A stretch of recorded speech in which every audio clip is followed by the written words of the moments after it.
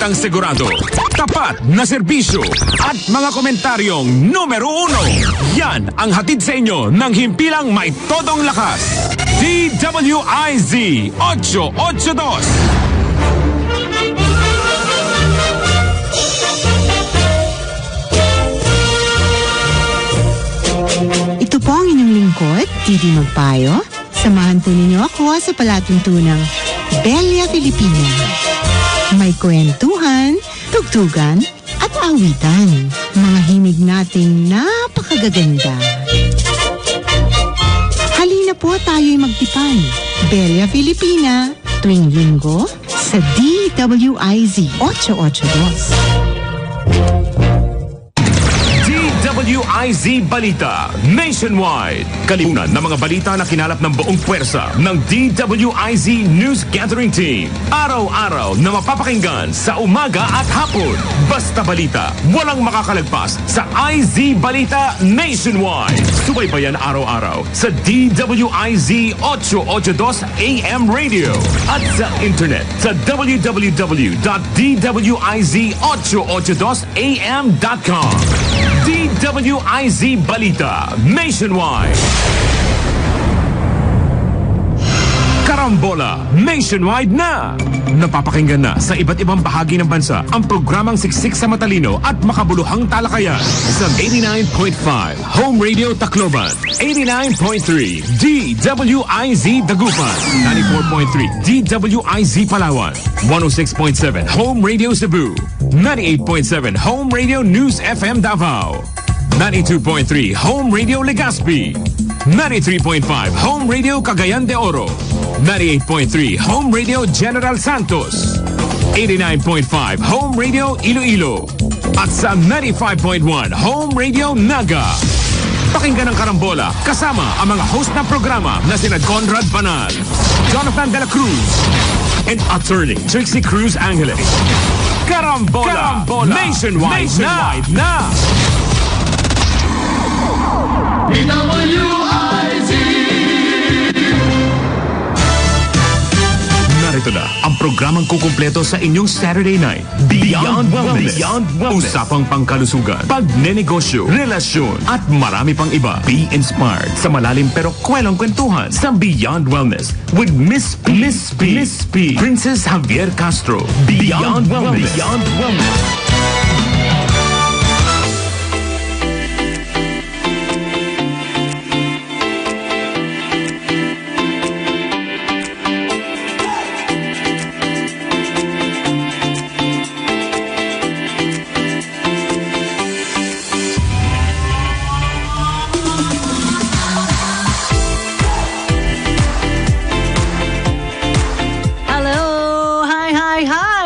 Magandang gabi, Pilipinas. Welcome po sa Beyond Wellness with Miss P. Ito po ang inyong lingkod, Miss P. Princess Javier Castro. Makakasama ninyo hanggang 10 o'clock. Hanggang 10 o'clock tayo magkasama ngayon. Parang di na ako sanay na ginagabi. Ganyan. O, ayan ha. Hanggang 10 o'clock tayo. Maganda natin pag-uusapan ngayon. Meron ako i-share sa inyo ha. Yung mga merong isang kwento. Mamaya ikakwento ko. Kasi ay magbukas ng telepono ko. Sandali lang ha. Sandali lang. Yung mga nakikinig po na bumabiyahe na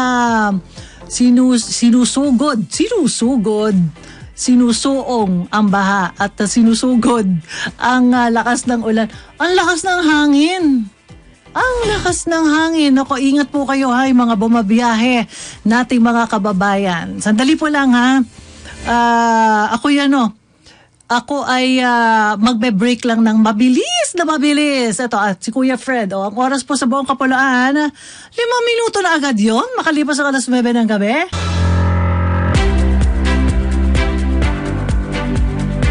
Binabasa ko itong isinulat na article ni, ewan kung kilala niyo siya, si Mark Chernoff. Isa siyang, palagay ko dayuhan. Hindi, German ito. German national, I think kasi Chernoff. Pwedeng German, di ba? O, ayan, ang isinusulat niya, yung mga ilan sa mga nabasa niya sa journal ng kanyang yumaong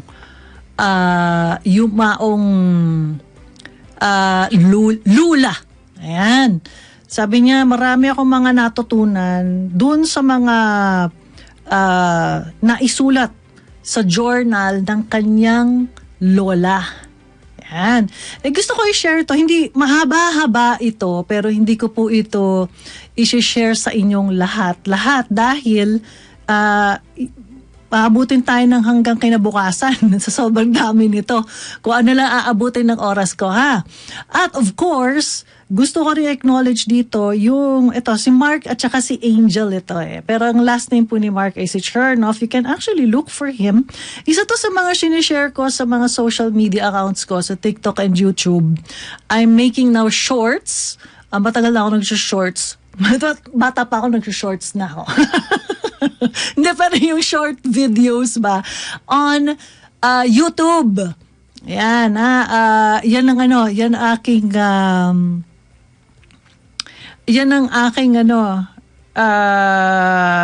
tawag dito, ginagawa. And of course, yung TikTok, dun nakukuha ko din yung mga, isinashare ko rin yan sa YouTube ko. Okay, so ito na. Ito, sabi niya, don't settle. Sabi niya, isa sa mga lessons daw na nakita niya na attractive sa kanya, na na-attract siya dun sa naisulat ng kanyang lola. Ito, sabi niya, don't settle for the default settings in life. Find your loves, your talents, your passions, and embrace them. Don't tell others to tell you what you want. Ganyan. O, yan, ha? Ewan ko ba, pero may mga ibang mga kabataan na pagka nakakakita sila ng matanda, parang they feel irky. Di ba? Parang ayaw nila ng mga matatanda. Sabihin mo sa akin tayo, yung mga medyo nag-iedad na katulad ni Kuya Fred. O, di ba? Kanina lang bago ko pumasok dito, sinabihan ba no, ganyan talaga pag umiidad na. Ganyan! Talaga lang, ha? Pero 'di ba, pagka nakakakita tayo ng mas nagkakaedad na, yung parang 'di ba tayo ng mga bata. Nung tayo mga bata, pag nakakita tayo ng mga may puting buhok, para bang ang impression natin sa kanila, 'di ba? Ang impression natin sa kanila makulit. Ano pa? Suplada o suplado. Ano pa? Sakitin. O ano pa? Alagain. Ganyan, di ba? Alagain. Ano pa? Mabagal magsalita. O, di ba? Mabagal kumilos. Higit sa lahat, na-associate ang mga may edad sa amoy lupa. Di ba? Yan ang tawag nila. How dare you? Di ba? O, di ba, no? How dare you talaga? Hindi po lahat naman ng mga matatanda ganyan. I know someone na hindi ganyan. Tumanda na siya on her 70 plus years old na hindi ganyan. Pwede rin natin gawin yan habang tayo po ay tumatanda. At kayo po mga bata, marami kayong matututunan sa mga matatanda. Promise. You just have to really talk to them and be more patient with them. Siyempre, ang dami ng mga pinagdaanan ng mga yan. Kita mo to si Kuya Fred. Alam niyo ba araw-araw ito? Ang dinadaanan nito simula Cavite. Simula Cavite. Diba naka-EDSA? Hindi. Bisikleta, kita mo yan? Kaya mo yon? Siguro walang makakapantay na isang 25, 28 years old na magtsatsaga simula Cavite hanggang Pasig na magbibisikleta araw-araw. Diba? Ako nga, Quezon City lang ako, parang hindi ko kaya, diba? Yan, marami tayong matututunan sa mga matatanda. Ito yung sinasabi ni Mark Chernoff dito sa isa sa mga isinulat daw ng kanyang lola. Sabi niya, ito ngang, wag daw po kayong padidikta kahit kanino sa kung ano ang gusto nyo. Diba? Minsan, anong gusto mo? Ewan ko. Anong gusto mo? Bahala ka. Diba? Laging ka, gusto mo bang kumain? Busog pa ako eh. Pero actually, diba, deep inside, gutom na siya. Grabe, crumbling na yung kanyang stomach, diba? Pagka kung anong gusto mo, you have to dictate what you want. Hindi lang sa pagkain. Hindi lang sa kung anong gusto mo magiging behavior mo o behavior ng ibang tao sa'yo. Actually, hindi maganda yon. When you dictate on someone how to behave towards you, that's out of your control. It's about how you behave or how you behave towards them that will dictate their behavior towards you. Tama. Kung paano mo sila pakikitaan ng inyong ugali, yun ang kanilang ibabalik. Nakakita na ba kayo na, for example, iba ang pakikitungo ni Kuya Fred sa... Ikaw talaga example ko, ikaw nakikita ko. Iba ang pakikitungo ni Kuya Fred sa mga traffic enforcer. O, di ba? At saka yung mga naniningit na mga sasakyan na nanggigit-git sa bisikleta. O, magkaiba. O, tsaka yung boss niya, tsaka yung... Sino bang bumabarubal sa'yo sa daan? Yan. Di ba magkaiba? Kasi it depends, di ba? Kung kunwari sinisingitan ka, although this is not also good, pag sinisingitan ka sakali, babalikan mo ba yan ng hindi maganda? Di ba? Haven't you also attracted that? Anyway, so yan, do not dictate or do not let anyone dictate yung iyong gusto. For example, sabihin sa'yo ng nanay, ito, may na-interview ako, may nurse. Sabi ko sa kanya, alam mo ate, swerte mo, no, nurse ka na, ipasa mo yung board mo, ano ka na talaga, RN ka na talaga. Yan ba talaga gusto mo? Sabi niya, actually, ito ang gusto ng magulang ko. Oh, bakit? Kung ano yung gusto ng magulang mo, yun ang ginawa mo. Wala po sila nagpapaaral sa akin. At saka, isa pa, mas malaki ang sweldo at opportunity sa abroad. Kaya ito ang kinuha ko. Bakit dito ka nagtatrabaho sa Pilipinas? Wala po akong mapag-applyan na magandang opportunity pa sa abroad, pero gusto kong mag-abroad. Ang tanong ko sa kanyang huli, is that what you really want? Ang sabi niya, gusto ng magulang niya. Yun. Alam mo ba, ang hirap nun kaya ako kung anong gusto na lang ng anak ko, yun na lang, di ba, Kuya Fred? Ang hirap kasi magdikta. Pag nagdikta ka, they will not own the responsibility of their lives. They will not own it. Isisisi lang, kasi daddy gusto mo maging nurse ako kasi mommy gusto mo maging doktor ako, kasi daddy gusto mo maging computer analyst ako or something. No? Hindi naman yan ang gusto ko. Ang gusto ko magkumanta. Ang gusto ko sumayaw. Gusto ko whatever. No? So, kahit pa man tapusin nila yan, they will not be as successful and happy. So, kaya sinasabi ni Mark ito, yung sinasabi ng lola niya, it's because ang ultimate goal is for you to be happy. Yun ang ultimate goal. You will always love what you're doing. You will always be happy with what you're doing if you love what you do. Okay, ito pa, number 2. Ito, sabi niya, ang right journey is the ultimate destination. Usually, ito. Di ba, minsan, pagka tayo, ano bang pangarap mo sa buhay? Ikaw, nurse ka na. Ano nang balak mo? Bibili na ako ng bahay, bibili na ako ng kotse, papaaralin ko na yung mga anak ko, o yung mga kapatid ko, whatever, di ba? Yan yung mga ultimate goals and objectives. There's nothing wrong with that.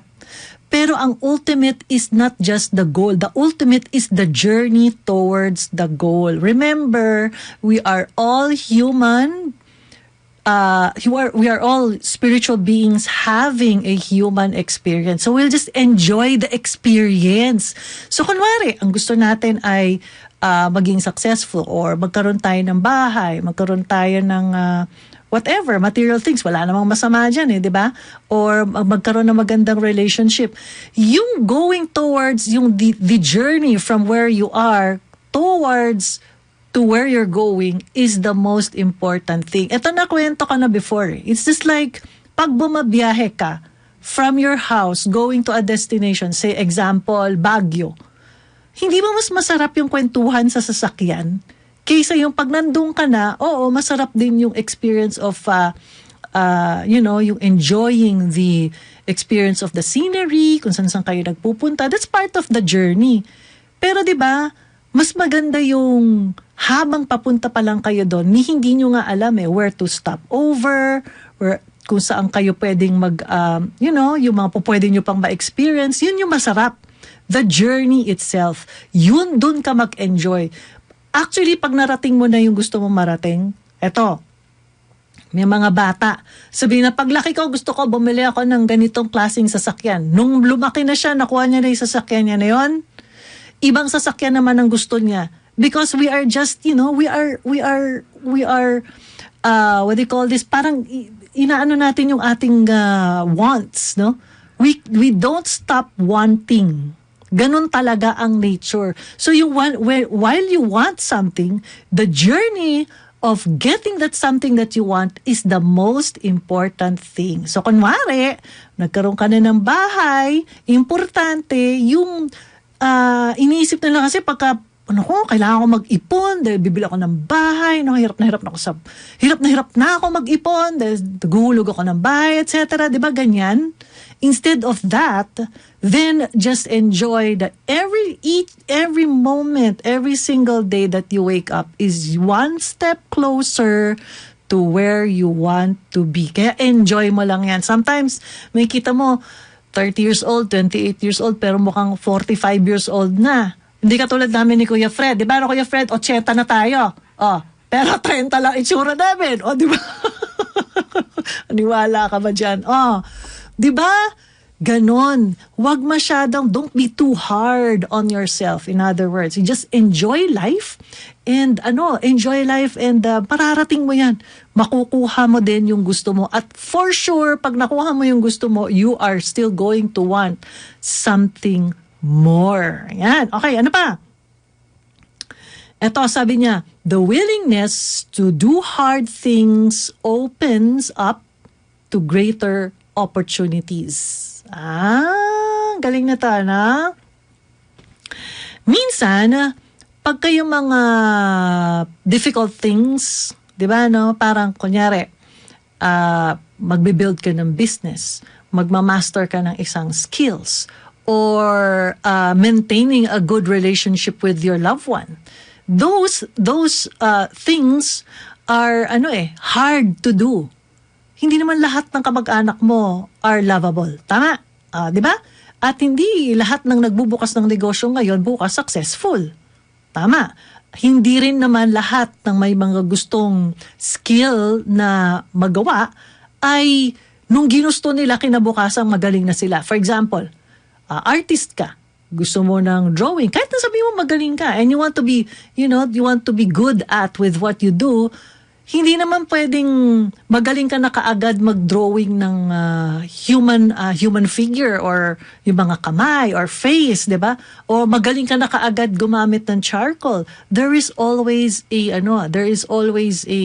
room for improvement. And in that room for improvement, yun yung challenge. And that's the challenge. Pag hindi daw natin tinake yan, challenge na yan. Actually, it's not a challenge. Dapat kang tignan daw natin dyan. It's a journey na naman, di ba? Oo, pero anyway, yun daw po yun ay opportunity para sa mga marami pang mga ibang klaseng lessons that can teach us.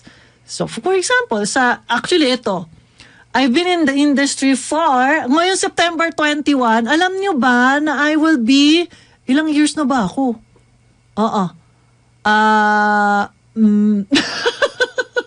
Nagalayo na magsalita. Obvious na. Ilang dekada na ako. Oh my God. Diba? Pero hindi naman, I would not say na perfect yung aking kada ere sa stasyon, perfect. May mga pagkakamali pa rin ako and I'm trying to improve all of those still. Never-ending learning yan. That is a challenge. Dahil syempre, marami na mga bago ngayon. Yan na. Yung pagsusulat ng libro. Hindi naman pagbukas mo ng notepad mo, lahat ng pwede mong isulat sa libro, nandun. Ang hirap kaya. Even pag-publish, di ba? Mahirap. Pero, pagka ikaw ay open sa mga ganitong klaseng mga challenges, you will learn a lot of things. Eto, meron akong one kwento sa inyo. Okay. Nung namatay yung nanay ko, 2016, meron kaming dorm, no, meron kaming dormitory. And this dormitory, all along for many years, it was my mom who was running it. Andyan lang kami to support. Pero since syempre, alam mo na, pagka andyan ng nanay mo at siya yung talagang nagpapatakbo, you can only do but suggest. Pero wala ka talagang responsibility in terms of like yung taking care of the residents, 'di ba? O kaya naman yung how to make the service better, etc. So, nung namatay siya, meron siyang isang assistant na inadopt ko. Okay, nung namatay siya, kinuha ko siya and I gave her although nag-oversee ako, full responsibility dun sa pag-run ng dorm. Okay. Fast forward tayo, 2016 pa lang yun eh. Biro mo, kung ikikwento ko simula 2016 hanggang 2022, mga 5 taon tayo dito. Kuya, 6 na taon.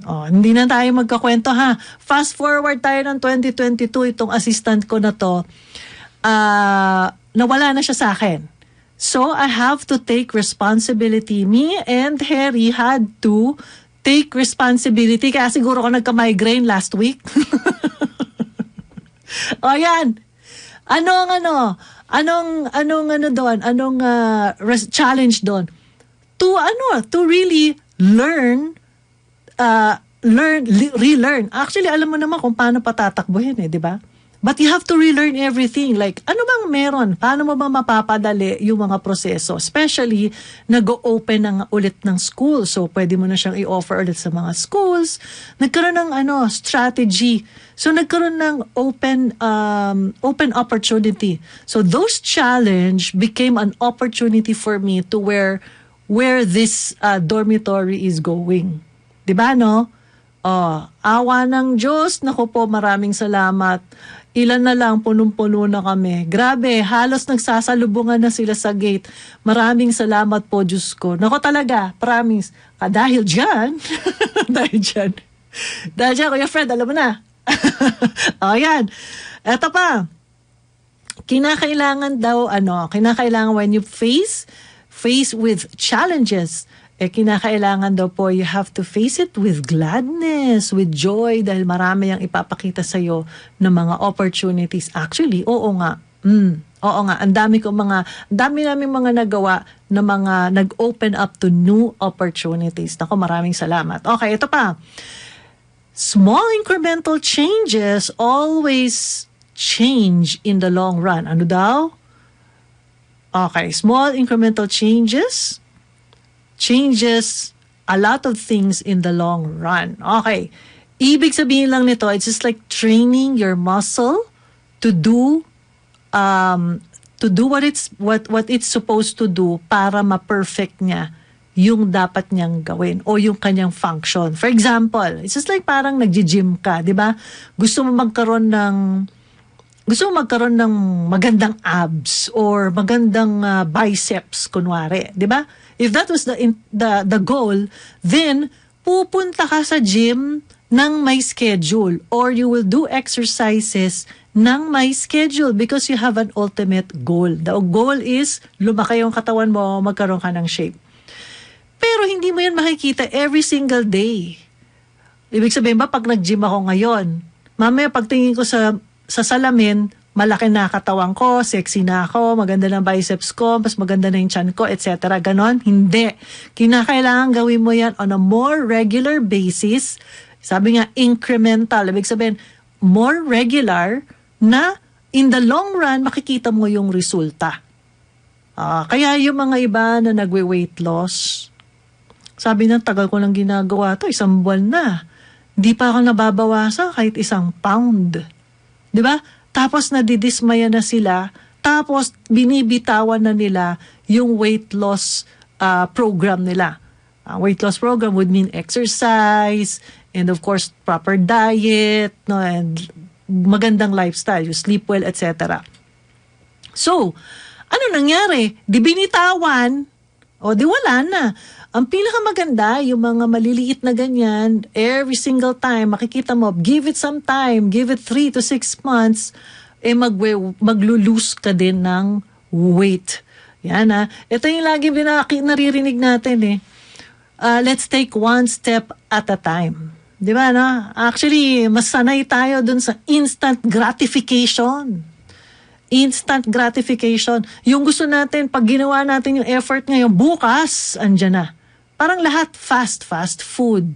Di ba? Fast food, fast eating, fast track.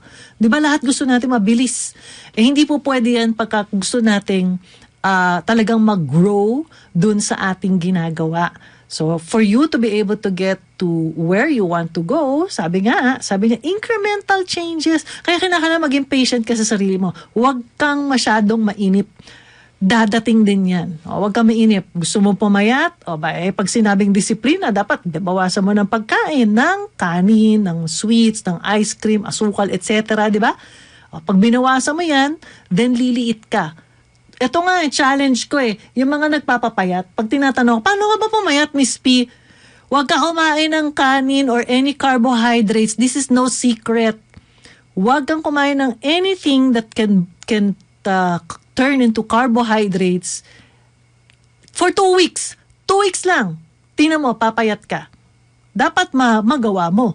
Kasi minsan, on the 3rd day pa lang, parang nagke-crave na sila na kumain ng kanin. Kasi hindi nga sila sanay. Pero pag na-pass through mo yan, na-surpass mo yan, 2 weeks lang, that's my challenge. Pag di ka pumayat in 2 weeks, despite na nagtatanggal ka na ng pagkain ng carbohydrates, then there's something wrong. Dapat patignan mo na yung iyong hormone. Okay, ito pa, meron pa siyang sinabi. In the game of life, nobody wins the game of chess by moving forward. Diba sa chess, laging pa-forward, pwede rin backward, pero hindi naman lahat ng pieces sa chess ay pwedeng mag-backward. Pero sinasabi dito ng lola ni Mark, sabi niya, hindi ka pwedeng manalo dahil you always want to have your step, or you always want to have a step forward. Sometimes, kinakailangan mong huminto.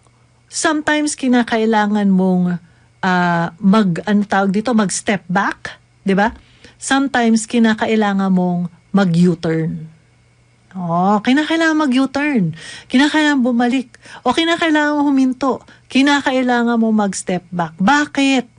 Because maybe yung iyong pag-step forward, alam mo yung go ka ng go, kahit na sabi na ng traffic light stop, 'di ba? Go ka pa rin ng go, o kaya pagka yellow na or orange na, 'di ba?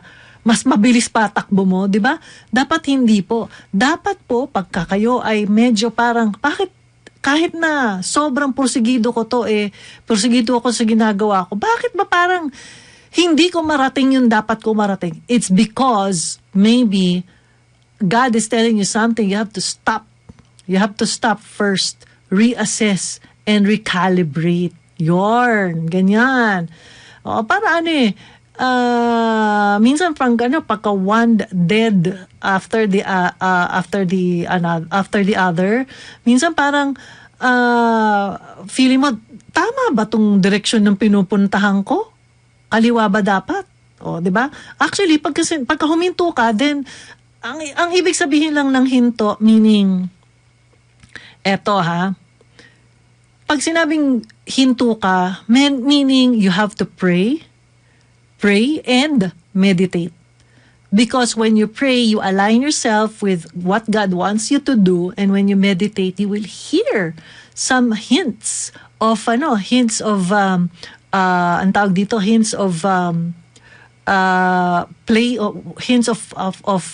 a way to go. Yan, hints of where to go. Yan. For example, I'll just give you one example. I was rushing going to a place na may appointment ako, at super duper traffic. Alam kong traffic yung dadaanan namin. So nag-decide kami ni Sir Harry, sir, 'di ba? Di na lang tayo dumaan sa kabila. Tapos all of a sudden, nung malapit na kami doon sa paglilikuan namin, sabi niya, sige, dito na tayo, decision na natin to. Sabi ko gano'n. Pero parang mas gusto ko doon sa kabila. Di na lang tayo sa dati.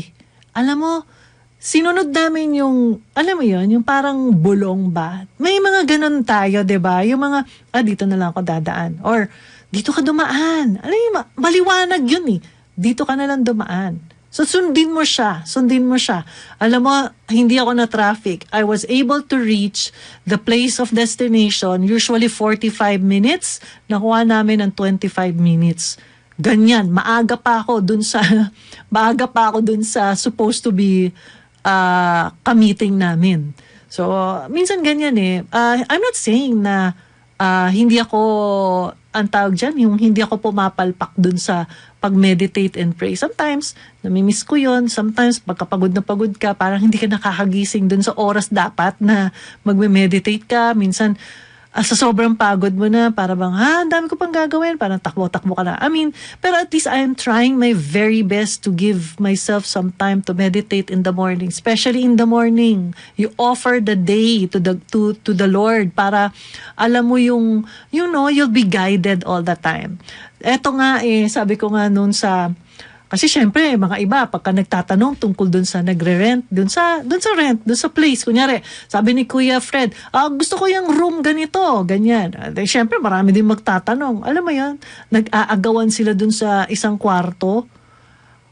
Alam mo, isa lang ang ibig sabihin niya, kung sino yung pinadala ni Lord at move in, siya yun. Siya yung para dun. Diba? Hindi naman natin makokontrol yun. Alam mo, dito ka na kasi ganyan, diba? Hindi mo makokontrol. Take it easy. Kumbaga, relax, take it easy. Hanapin mo yon yung mga, titindi yung mga bulong na ganon. Yung mga, don't go there, wag kang sumama. Meron akong ganyan Meron akong isang kausap. Pagkatapos, hindi ko alam, sasabit pala ako pag sumama ako doon. All of a sudden, parang hindi naman ako naaya, pero pinag-usapan namin dun sa sasakyan, parang bakit naman ganun? Hindi man lang nag-aya, mag-soft drink man lang, or magkape man lang, di ba, no? Pero alam mo, the truth is, I was led not to go. Kasi mapapahamak ako. So hindi ako talaga sumama. Parang wala akong gana, even if kunyari mag-aya, parang wala akong gana. At blessing din talaga na hindi siya nag-aya. Di ba, no? Hindi siya nag-aya. So anyway, yan dapat tindihan pag kayo po ay mayroon pong matinding prayer life at maganda po ang inyong na-enhance nyo ang inyong meditation. Don't use meditation only for because you want to manifest something, you want to gain something, etc. You do that as parang alone time with God, with your inner being, with your higher self. Gamitin niyo yan to be more intuitive, di ba? Para mabigyan kayo ng tamang direction. Wala namang, ngayon wala naman na yung physical body ni Jesus dito So we are all being led by the Holy Spirit. So, ibig sabihin, kung maganda yung prayer life mo, the Holy Spirit will always guide you. Okay, eto. The biggest disappointments in life are often the result of misplaced expectation. Ito madalas kong binabanggit ito. Okay, I'll tell you another story. Siguro abutin ako dito hanggang bukas 6:00. Hindi pa tapos to, kuya. Ito, di ba? Bakit ka na-disappoint in the first place? Bakit ka na-disappoint? Think of that one thing na sobra kang disappointed. Sige, during this day, ano yung what disappointed you? Ako, okay, I'll tell you what, meron akong kukwento di na lang, baka nakikinig sa akin kasi alam niya taga-radyo ko, baka pinakikinggan ako. Wag na, iba na lang, ito na lang. Meron akong isang kakilala. Sabi niya, alam mo, I don't like the behavior of this person towards me. Naiinis ako and I don't like na naiinis ako. Ang tanong ko sa kanya, bakit ka ba naiinis? Kasi hindi ko nagugustuhan yung behavior niya. O bakit ba? Ano ba yung behavior niya? What was his intention or her intention dun sa behavior niya that made you feel disappointed? Ewan ko, siguro baka ganun lang talaga siya. Sabi niya, kaya lang hindi ko talaga gusto. So, Kung hindi niya gusto at wala namang intention yung ibang tao na mambwisit sa'yo, bakit ka maaapektuhan doon sa behavior niya? So, sino may gawa ng disappointment? Sinong gumawa ng sakit ng ulo? Di ba ikaw? Kaya ka nagkakaroon ng disappointment because you want others, you expect them to behave the way you want them to behave towards you. Kaya ka nadi-disappoint. Kasi siya 'di ba? Kasi siya 'di ba? Pagka nagkakaroon ng disagreement, 'di ba? Kasi ikaw Alam mo, naiinis ako sa iyo kasi ikaw, 'di ba? Kasi ikaw. Pero paano naman yung ikaw, ako, paano ako, 'di ba? Nakita mo ba 'yon? Actually, ikaw ang mas may control on how to feel about a certain thing. Sabi nga ni si Wayne Dyer, isa din siya sa mga hinahangaan kong mga authors, the father of motivation. Alam mo, meron din siyang sinabi similar to this one. Ang parang sinasabi niya is that, alam mo yun, parang dapat ikaw ang may responsibility sa feeling mo towards a certain situation. Wala, nothing, not even the circumstance is there to blame para maramdaman mo kung ay nararamdaman mo. Ikaw lang yun. Ikaw lang yun talaga. So, ma-disappoint ka, ma-frustrate ka, ma-inis ka, maging sad ka with what's going on in your life. Ikaw ang may hawak niyan. Ikaw ang nagdidikta sa sarili mo para ma-disappoint. Hindi ka naman kinakailangan ma-disappoint Ako, dati ganyan ako Nakakainis, nabibwisit ako kasi ganito, ganyan. Alam mo, I remember mayroong isang professor from LaSalle, no? Sabi niya, alam mo, Princess, nakakainis. Ang dami-dami pumapasok sa LaSalle. Professor to dati. Pumapasok sa LaSalle na nagma-masters coming from different other schools, pero they cannot construct good English. Sabi niya, ito yung words niya, naiinis ako at nabibwisit ako bakit may mga pumapasa na hindi makapag-construct ng magandang English tapos nagma-masters. Sabi ko sa kanya, ang tanong ko sa kanya, ate, bakit ka maiinis? Kung in your, ang tawag dito, in your parameters, hindi sila katanggap-tanggap, wag mo ipasa. Ganun lang naman kasimple yun, di ba? So, bakit kinakailangan mo mainis? Huwag ka na mainis. Kasi pag mainis ka lang, sisisihin mo yung education na pinagdaanan nila, yung kanilang pinanggalingan, kung probinsya ba yan, Manila ba yan, o whatever, di ba? Yung saan sila graduate. Maglahat yan, magiging part ng iyong sisisihin dahil ganun sila hindi sila ready to become to enter into a graduate school, so to speak. 'Di ba? Ayan, okay. So, ikaw lang 'yan. Okay. Ito pa. Ito, ang ating character daw ay mas nagiging kapansin-pansin. English, ang character is often is most evident in our highs and lows. Yan, in highs and lows. Makikita mo ang karakter ng isang tao kung sa panahon ng kanyang katanyagan at sa panahon ng kanyang kalugmukan sa buhay. Yan, o kaya yung lowest time of his life. Doon makikita ko ano yung character ng isang tao. May mga iba nga nakatungtong lang sa likod ng isang personalidad Mas malaki pa ang kanyang pakpak kaysa dun sa personalidad. Yung parang, yun lang nakapatong sa nakasakay sa kalabaw. O parang mas malaki pa ang kanyang feeling niya, parang siya yung kalabaw, mas malaki pa sa kalabaw kaysa sa kalabaw. Pero hindi niya naiisip na nakapatong lang siya sa kalabaw. Anong ibig sabihin nito? Dapat hindi tayo nagbabago kahit pa tayo ay nag-improve ng buhay, di ba? Kaya naman nagkaroon ng pagbabago sa ating buhay, may it be positive or negative. Does it mean ba na pagka ganyan, hindi ka na po pwedeng, when you're sad, you cannot feel sad? Of course you can feel sad, but acting towards the sadness, hindi na maganda. Acting onto it, hindi na maganda. Pero yung acknowledging the sadness, okay yun. Ganun din sa happiness. 'Di ba? Pagka kunyaring, narating mo na yung gusto mo marating, mayroon ka na ng panibagong objective, dami-dami mo ng mga na-accomplish, 'di ba? Dapat yung iyong paa ay nakalatag pa rin sa lupa. Dahil hindi po pwede na habang ikaw ay naandyan, umaangat din yung paa mo sa lupa.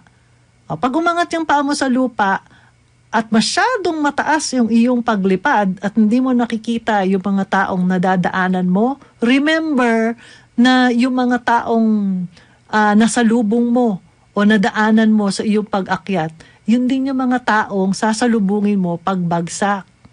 O, 'di ba? Kaya nga, dapat kung ano ka, nung simpleng tao ka lang, nung medyo nag-improve ang buhay mo, gano'n ka pa rin. It's still the same old you. Minsan ang hirap yan, lalo sa mga, may mga kilala akong ganyan eh. Yung napaka-ordinaryong tao lang, naging sikat, naging celebrity, o naging, alam mo yun, for some reason, naging tanyag, di ba? Meron na silang star complex kung tawagin. May ganon. May ganon talaga. Siguro baka there's pride. I've accomplished this, di ba? I need to be respected the way I have to be respected. Parang ganon. Alam mo, respect hindi naman dinidikta eh. Yung respect ay you gain it. You gain it. You earn respect. You earn it. You do not dictate respect from anybody. Kung ikaw ay dapat irespeto, re-respetuhin ka. Kung ikaw ay hindi dapat respetuhin, kahit na ano pa, ang laki ng pangalan mo, hindi ka dapat respetuhin. Ganyan! Tama! Tama! Magbe-break na ako. Kasi 9:44 na. Ang daldal mo talaga, Kuya Fred. Ating balikan ang kwentuhan sa Beyond Wellness. Ang pinag-uusapan po natin, itong article na nabasa ko na isinulat po ni Mark Chernoff. Sabi niya, ito yung mga lessons daw na nakita niya dun sa journal ng kanyang lola. At isinulat niya lahat to, shinare niya para po may matutunan din yung kanyang mga taga-sunod din sa kanya. At ako naman, dahil sa nakita ko na maganda yung kanyang mga sinishare ko po sa inyo. And this is also one of those topics that I share sa aking mga sa aking mga social media. Sa Facebook, hindi ako masyadong active eh. For some reason, hindi ako masyadong nakakapag-share sa Facebook. Ang dami kasing ni Facebook, pero okay lang.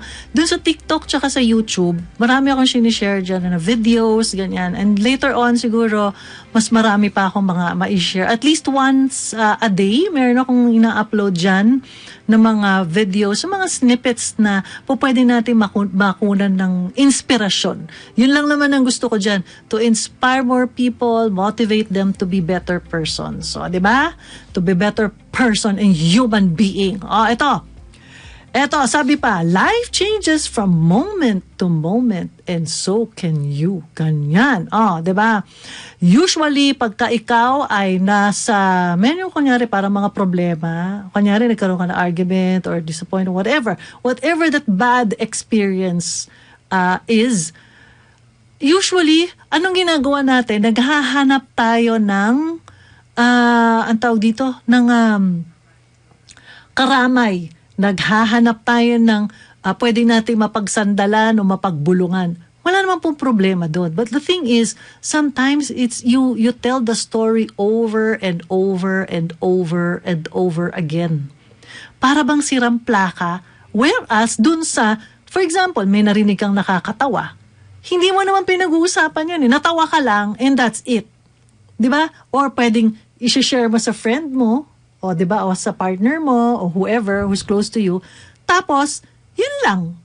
Hindi siya ipinagkikwento ng over and over and over again. We, human beings, we are so, parang caught up with all of this drama. Diba? Parang gusto natin yung, ito yung pinagdadaanan ko sa buhay, ito na naman nangyari sa amin ng nanay, pinagalitan ako ni tatay, etc. Nag-away kami ng asawa ko, hiwalay na kami ng jowa ko, nakakainis yung anak ko, naiinis ako sa staff ko, etc. And it's a story na paikot-ikot. Alam nyo ba na pag paikot-ikot ang storya mo, yan ang nananalaytay sa isip at diwa mo. Yan din ang nananalatay sa puso mo. So in other words, kung ganyan ang lagi mong iniisip, yan din ang makikita mo araw-araw. Kaya huwag kang magtaka kung kahapon, yan ang nararamdaman mo, ngayon ganyan pa rin. So, what's the key? What's the key? Pagka dumating na yung nangyari, tapos na, move on ka na. Because that person, whoever that is, who offended you, pwedeng nagbago na siya ngayon. Ganyan, di ba? Pang TikTok yun. Bahala kayo. Gayahin niya na lang, di ba? Pwede namang ako, I don't mind. I don't really mind.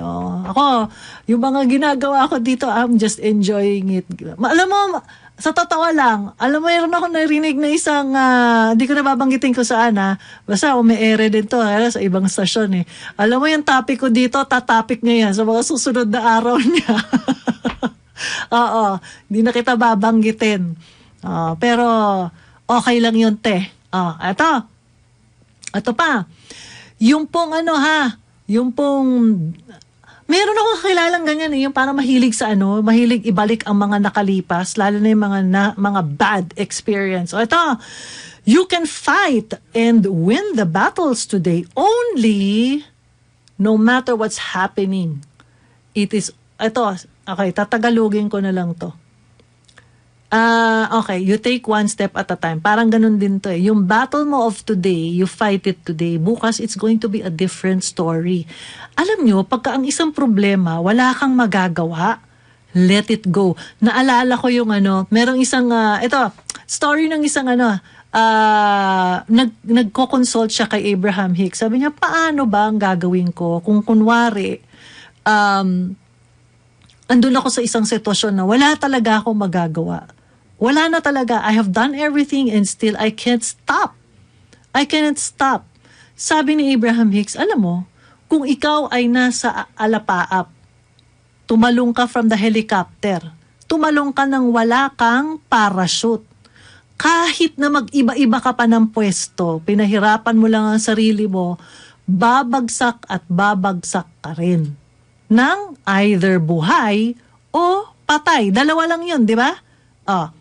So, ibig sabihin, pag wala ka na talagang magagawa, time only can tell what can happen. So, just let it go. Let it go. Huwag mo nang anuhin yan. Don't give too much of an effort. Yung iba, pag, alam mo yun, para bang, dapat ganyan. Natataranta na sila, etc. Alam mo yun, para bang, kung wala kang magagawa, it's beyond your control, then let God do His work. Ganun lang yun. Sabi mo sa akin, ako ba ganon? Sometimes, meron din ako mga, of course, hindi naman ako perfect. Pero ito gusto ko i-share sa inyo para naman marami tayong, parang nagtatry din ito. Diba? I'm not perfect, pero at least I'm getting there. Kung dati, 30% lang akong ganito, ngayon siguro mga 31% na. Ayan. Siguro mas malaki-laki ng porsyento. Honestly, medyo, kung nakilala nyo ako siguro many years ago, I'm not like this. I'm parang, lang yan, parang sobra kong, kahit nawala na, alam mo yan, sige, hanap ka pa. Alam mo yun, nakaka-stress yun. Tama na, di ba? Okay. Ito, not being okay all the time is normal. Di ba? Not being okay all the time is normal. Alam mo, okay, this is one of the misconceptions na maraming tao sa mga, like psychiatrists or counselors, di ba? Or mga life coaches, di ba? Mga iba, life coach yan counselor yan, psychiatrist, psychologist yan, pero wag ka, sa bahay yan, ganito yan. Di ba, no? May mga ganon. And sometimes, even your friends, na kunyari, marunong yan dapat na mag-control ng kanyang anger, pero may anger issue din siya, pero kung makapag-advise siya, di ba? Actually po, hindi naman lahat ng pagkakataon ay marunong kang, you can be in control of everything, no? May mga pagkakataon na hindi ka okay, at okay lang din yun, na hindi ka okay. And that's just fine. Okay lang yan. And sometimes nagiging pressure. Di ba? Kunyari, boss. Yung boss na yan, alam mo, ano rin yan eh. Kung ano nang sasabihin against that boss, di ba? Kasi tao din yun. Di ba? O kaya, ang galing niya sana, kaya lang, hahanap ka ngayon ng ikapipintas. Talagang ganun yun. May hindi naman talaga perfect ang tao. At maging ikaw, hindi ka rin perfect. Kaya pag may mga dumadating na kinakailangan mo umiyak, di umiyak ka. Kasi hoda na sabihin ng mga ibang tao na you project yourself to be strong pero umiiyak ka. That's fine. That's okay. It's okay to cry. Maraming mga lalaki takot umiyak dahil ang sabi nila pag ang lalaki daw po ay umiyak, duwag. Wag po kayo maniniwala. Ako, I feel that a man is more strong pagka sila po ay umiiyak. Because they own their feelings and they are parang in touch with their emotions. Yun ang maganda doon. Okay? Alright, ito pa. May oras pa ba ako? 55 na, ganyan. Hirap naman ito. Ito, last na lang siguro ito. Opening up to someone else can heal a broken heart. Ganyan. Eto ha. Minsan, pagka ikaw daw po ay merong mga problema, pagka nag-open, you just have to be really careful with how you, with whom you open up yourself with. Kasi hindi po lahat ay open. At hindi ho lahat will accept you and keep yung mga binabanggit mo a secret. Sometimes your friends pa nga would betray you eh. 'Di ba? Yung mga ibang kaibigan mo, yung people that you trust, sometimes yan pa yung magbe-betray sa'yo. So, in other words, maging ka lang, careful, pero okay na okay yun when you open up something to another person. Like for example, I have a friend. Okay. I have a friend na nag-migrate siya sa US. Lalaki to lalaki. Mag-migrate siya sa US. Pagdating niya sa US, alam ko na medyo parang silahi siya nung nandito siya. Pero bata pa kasi siya doon. So parang feeling ko magbabago din siya. So nung nandun na siya sa abroad, syempre, nag-US na siya, ganyan, naging adult, etc. Kung saan na siya nagpunta. Pagbalik niya dito sa Pilipinas, bubisita siya ulit sa akin. Sabi niya, alam mo, I came out of my closet already. Tapos sinabi niya na, I'm gay. Ako, okay. Sabi kong ganun. Tapos sabi niya, okay lang sa'yo? Oo. Sabi ko, okay lang.